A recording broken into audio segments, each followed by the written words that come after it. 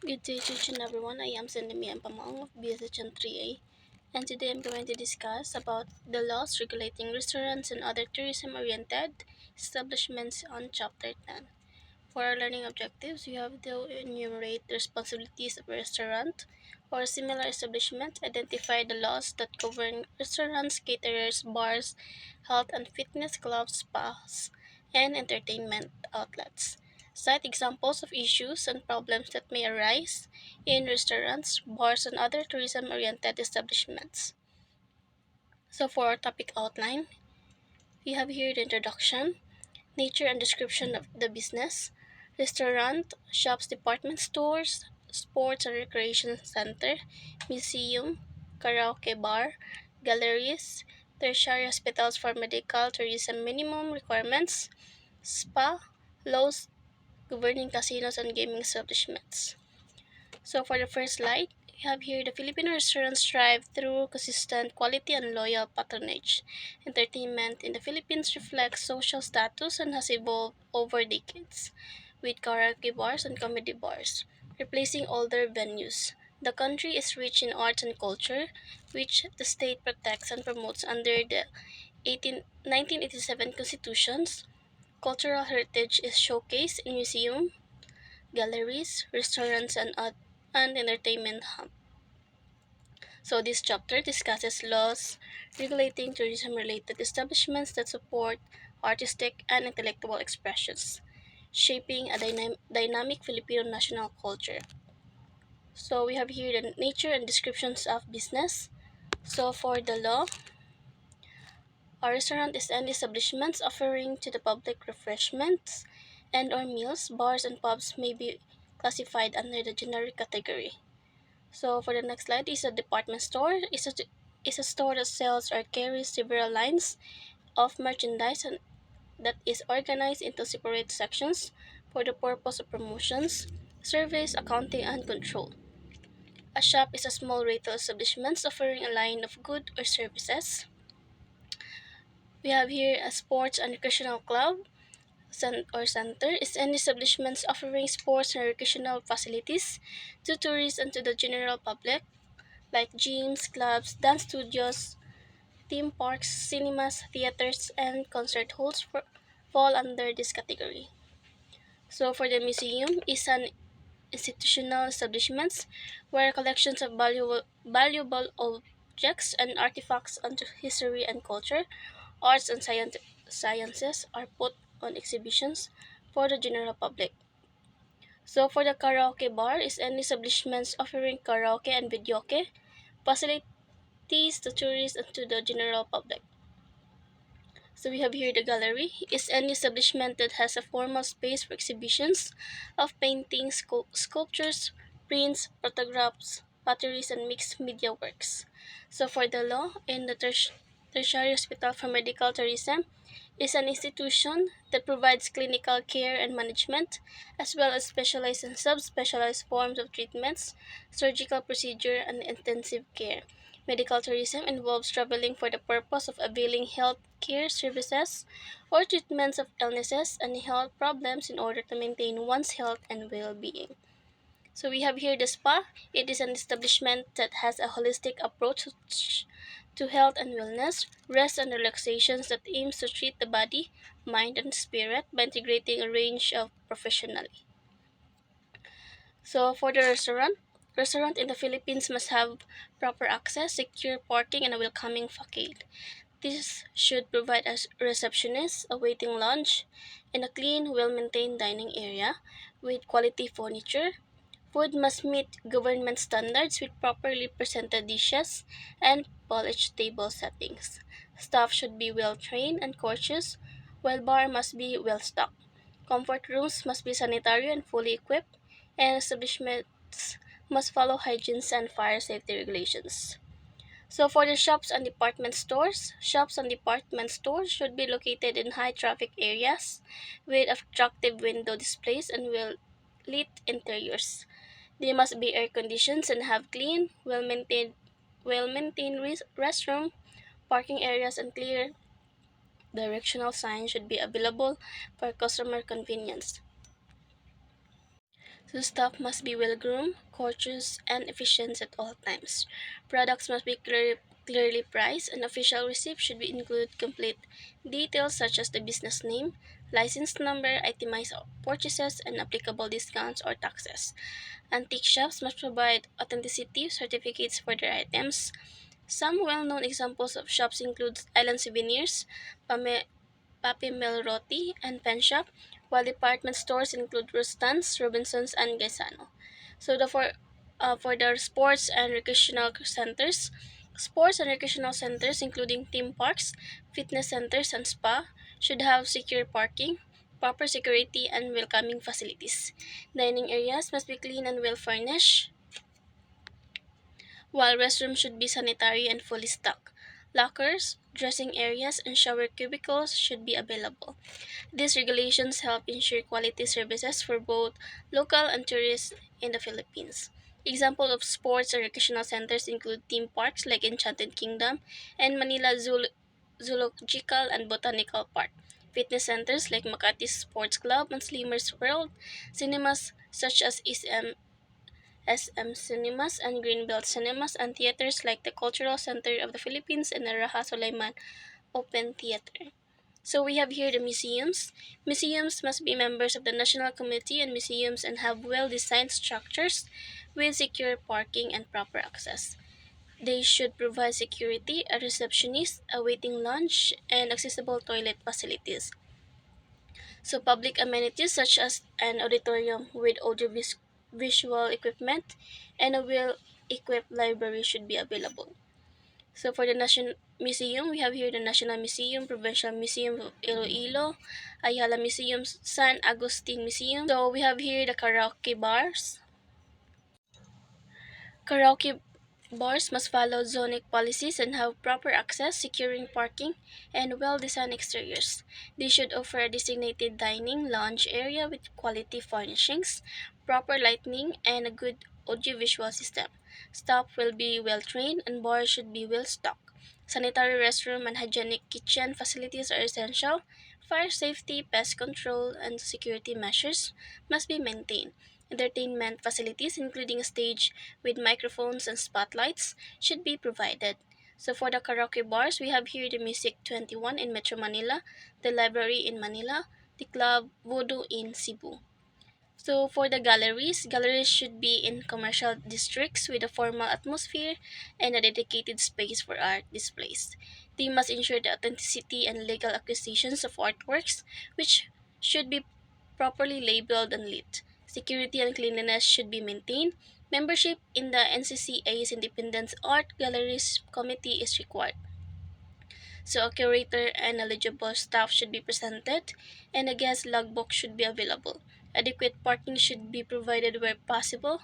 So for the galleries, we have here the CCP Main Gallery in Pasay City, the Galleria Duemela in Pasay City, Ateneo Art Gallery in Quezon City, and the Hiraya Gallery in Manila. So for the tertiary hospitals for medical tourism, tertiary hospitals catering to medical tourism must be centrally located and easily accessible. They should offer well equipped suites and private rooms with essential amenities and 24-hour services. Front office facilities must include receptionist, business center, and foreign exchange services. Housekeeping should maintain high cleanliness standards, while food and beverage services should be well maintained and quality staff.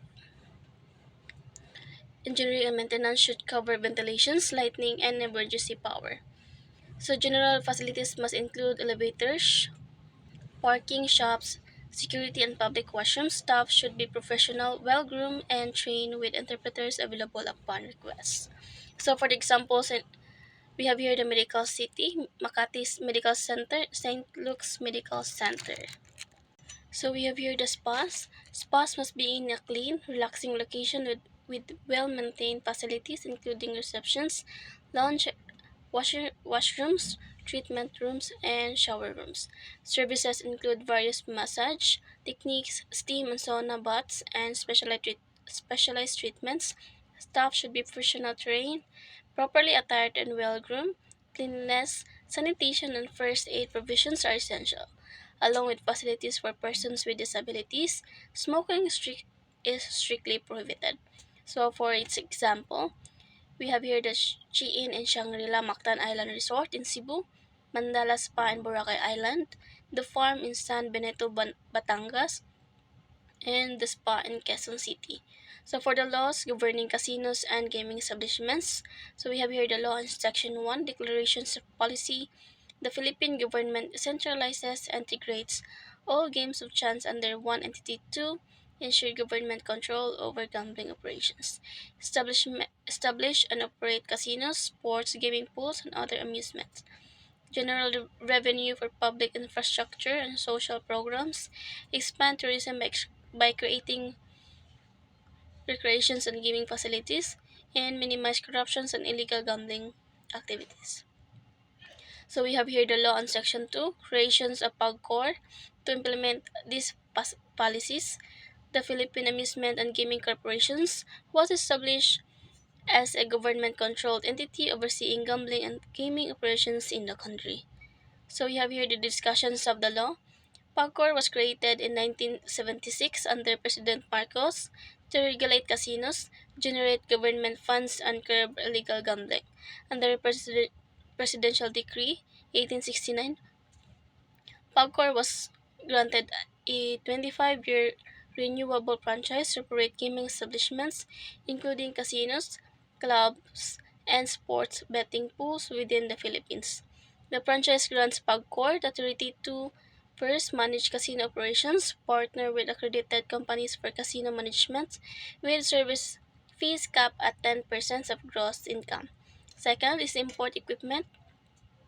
Purchase foreign exchange for importing gambling related equipment. We have here acquire land and facilities, lease, purchase, or develop land, including reclaim areas in Manila Bay for casino operations, construct floating casinos, build structures, piers, decks, and other facilities for offshoring gaming, oversee affiliated entities, maintain a registry of businesses operating under PAGCOR's contract or franchise, and regulate them as needed. So for the laws on regulating caterers, caterers provide food services for events and can operate as sole proprietorships, partnerships, or corporations. There are two types of catering. On-premise catering uses the caterer's own facility. Off- Off-premise catering provides services at external locations. So caterers must comply with business registration and tax regulations, but do not need Department of Tourism accreditations unless they open a restaurant. So for the Food Caterers Associations of the Philippines, or the FCAP, it is an organization for catering businesses and related industries such as food manufacturers, distributors, and event service providers. So we have here the role and the Bureau of Food and Drugs, or the BFAD. So the BFAD oversees food and drug safety, requiring businesses that handle processed food and medical products to secure a license to operate. We have here the retail trade law. So the Retail Trade Liberalizations Act of 2000 opened the Philippine retail industry to more competitions, benefiting consumers through better choices, lower prices, and improved service. Restaurants inside hotels are exempt from certain retail trade regulations. So in the Republic Act number 8762, an act liberalizing the retail trade business, repealing for the purpose Republic Act number 1180 as amended and for other purposes. So we have here the laws regulating sale of alcohol is regulated through taxations, age restrictions on business permits. LGUs enforce liquor laws, including the penalties for violations. Some cities have stricter regulations to maintain public order. In the Presidential Decree number in 1619, penalizing the use of possessions or the unauthorized sale to minors or volatile substances for the purpose of inducing intoxications, and the unauthorized sale of glue, adhesive, and cement containing volatile substances to minor and for other purposes. So we have here the vandalism, so the malicious mischief, a damaging public or private property, including national landmarks, museums, and public art, is a punishable offense. Tourist sites often have security measures to prevent vandalism. In Article 327 of the Revised Penal Code, whoever shall deliberately cause damage to the property of another, whether public or private, shall be punished by the penalties provided in this article. So we have here the poisoning. Poisoning harm by administering toxic substances is a serious offense. Restaurants and bars must comply with food safety regulations to prevent incidents. So in the Article 264 of the Revised Penal Code, administering poisonous substances to another without causing death shall be punishable by reclusion temporal. We have here the thief. Taking another person's property without permissions is a criminal offense.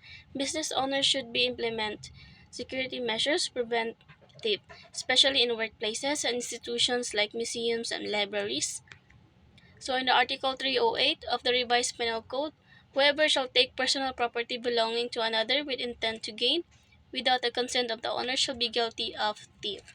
So in the conclusion, so this document outlines essential legal provisions related to laws regulating restaurants and other tourism-oriented establishments, presenting key articles that define rights, responsibilities, and legal procedures. By analyzing these articles, we gain a clearer understanding of their implications in real-world applications. The inclusion of full legal text ensures accuracy and prevent misinterpretations, allowing for a more comprehensive grasp of the subject. Overall, this compilation serves as a valuable reference for legal professionals, scholars, and individuals seeking to understand the legal framework governing as laws evolves. Continuous study and awareness remain crucial to ensure compliance and informed decision making. I think that's all for my report. Thank you, and God bless us all.